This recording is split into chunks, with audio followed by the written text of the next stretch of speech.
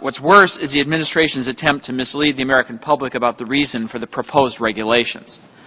And the proposed regulations, as I mentioned, were released on Black Friday in 2013. They were drafted in a manner, in my view, intended to shut down Tea Party groups. But they were marketed to the American people as a response to the targeting, as a, quote, solution to clarify the rules as recommended by the Inspector General. And the truth is that our investigation has revealed that the regulations weren't drafted as a remedy to targeting. In fact, they were being worked on in 2011, during the time of the targeting, as another line of attack against these groups. Now, Commissioner Koskinen, the committee has found IRS emails from 2012 in which the IRS and Treasury discussed working on 50C regulations, quote, off-plan. Do you know what off-plan means? Do not know what that would have meant in 2012. Well, I'm pretty sure that means hidden from the public.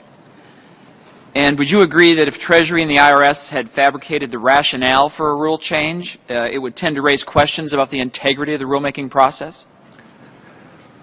I look forward to working with the committee. I want you to get the documents you need. I look forward to discussing with you the report when it's finalized, and I look forward to reviewing with the Treasury Department all of the comments about the regulatory process. At this point, I did not participate in it. I do not know the background of how the regulations were drafted, but I can guarantee you that I will look independently and in a balanced way at what will be, to the extent I have any control over it, at what the appropriate draft regulations and final regulations should be. As I said earlier, we have 21,000 comments, which is more comments than ever in any regulation, and I think all of these issues will be appropriately considered in the comment review process. Have you seen the rationale, the published rationale for the 501c4 proposed rule?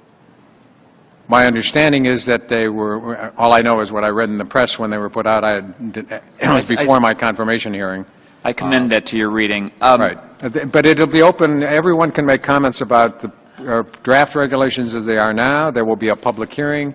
There will be numerous occasions for people to bring any information that they would like or perspectives about those regulations forward before they are finalized, and they're clearly not going to be finalized in the near-term future.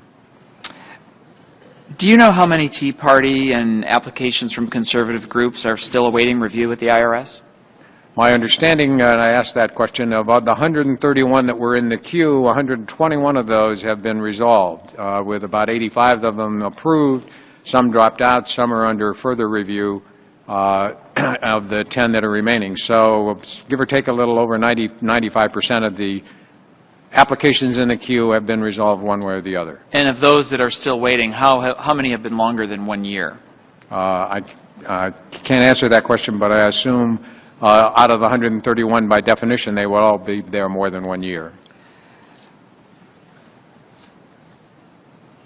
I understand, obviously, that you're new to this job, as you've mentioned, and the agency's had a lot of turnover at the top in the last 2 years, which, frankly, it needed. But it's clear to me that we need to get to the truth about what happened at the IRS and how conservative and Tea Party groups were targeted by the agency. And I want to be perfectly clear. This committee will fight any efforts to restrict the rights of groups to organize.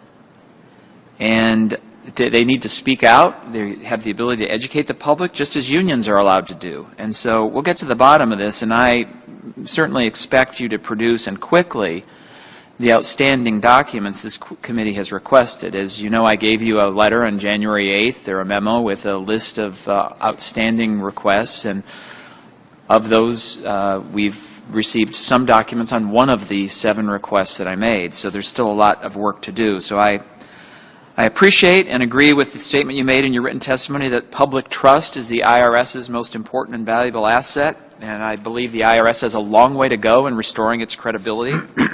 And I think you can take the first step by fully complying with this committee's request and stopping the rulemaking action on the 501c4s until the appropriate investigations are complete.